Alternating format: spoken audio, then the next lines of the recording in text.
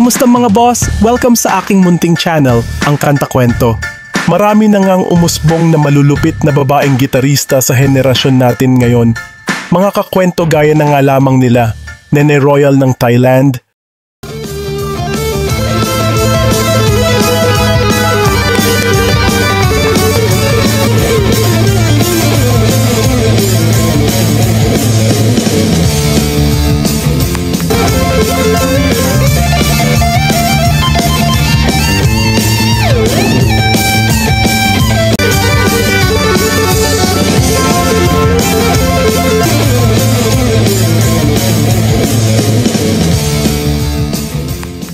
Josephine, Alexandra ng Jakarta, Indonesia,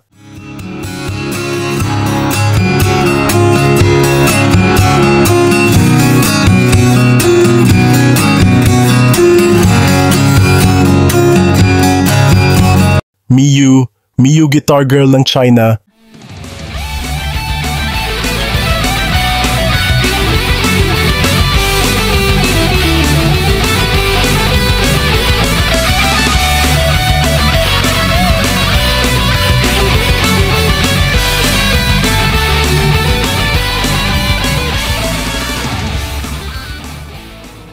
nandyan din si Petty Rock.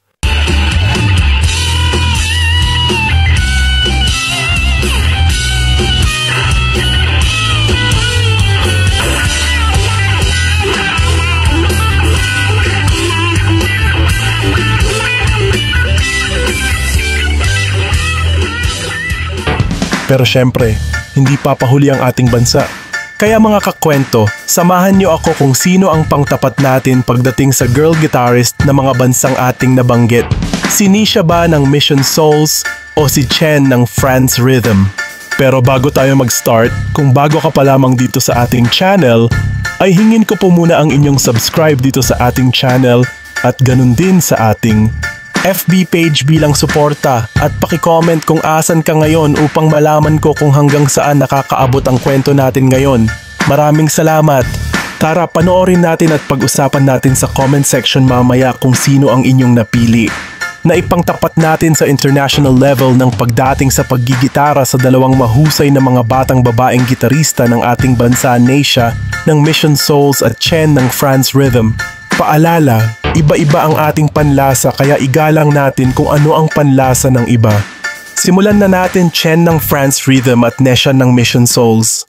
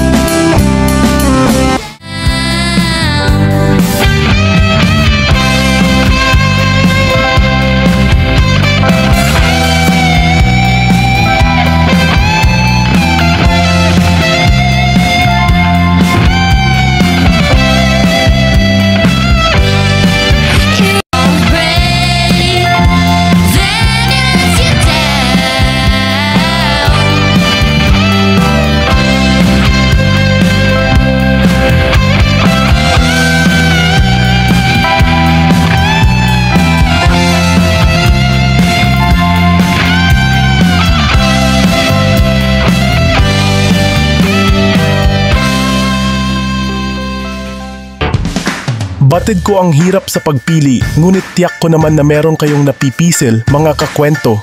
Kung meron man kayong napipisil, ay sana wag nating ihamak kung sino man ang hindi pasok sa inyong panlasa.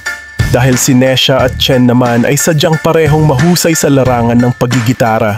Kaya naman kung nais nyo mapanood ang kanilang mga full performance, ay bisitahin ang kanilang mga YouTube channel at isubscribe sila. At abangan ang kanilang mga naka-line up gig mga kakwento, maging updated sa kanilang mga FB page Mission Souls at France Rhythm.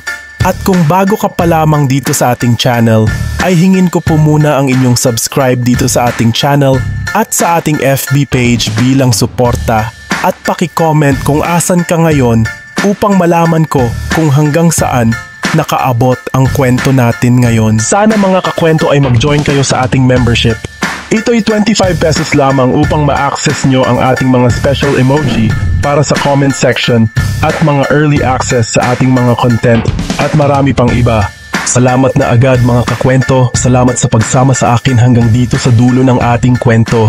Muli, ito ang kanta-kwento na nagsasabing, mabuhay ang talentong Pilipino.